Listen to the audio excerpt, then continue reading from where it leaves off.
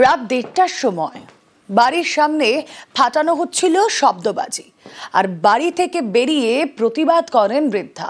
এর জন্য তাকে মার খেতে হলো। ভবানীপুর থানায় 5 জনের বিরুদ্ধে অভিযোগ দায়ের।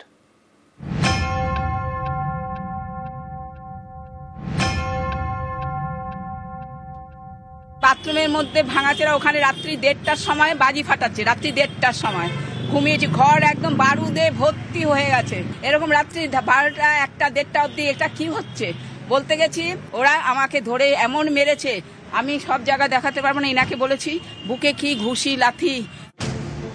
ভবানীপুরের আশুতোষ মুখোপাধ্যায় রোড, এখানেই ভাড়া থাকেন বছর 70-এর অনুপমা চৌধুরী। তাকেই মারধর করা হয়েছে বলে অভিযোগ। মঙ্গলবার রাত তখন প্রায় 1:30টা।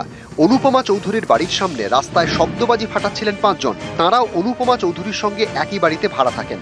বাড়ি থেকে বেরিয়ে তাদের শব্দবাজি ফাটাতে বারণ করেন বৃদ্ধা। তখনই তার উপর চড়া হয়ে মারধর করা হয় বলে অভিযোগ। লাথি ঘুষি কিছুই বাদ যায়নি বলে অভিযোগ বৃদ্ধার। বাথরুমের মধ্যে ভাঙাচোরা, ওখানে রাত্রি 1:30টার সময় বাজি ফাটাচ্ছে। রাত্রি 1:30টার সময় ঘুমিয়েছি, ঘর একদম বারুদে ভর্তি হয়ে গেছে। এরকম রাত্রি 12টা 1টা 1:30টা অব্দি এটা কি হচ্ছে বলতে গেছি। ওরা আমাকে ধরে এমন মেরেছে, আমি সব জায়গা দেখাতে পারবো না। ইনাকে বলেছি বুকে কি ঘুষি লাথি, কি অবস্থায় বেচারি বাঁচাতে গেছে, ওরে কি মার ইনাকে। এ নিয়ে পাড়ার 5 জনের বিরুদ্ধে ভবানীপুর থানায় অভিযোগ জানান বৃদ্ধা। না, বলছে এখন কি করে কমপ্লেন নেব, দেখছেন না পুরো ঘরে আগুন লেগে গেছে। আমি আগুন লেগে গেছে মিনিটা, না না আপনি চলে যান, পুলিশ যাবে।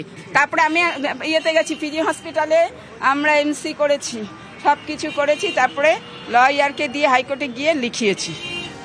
নিউজ 18 বাংলা।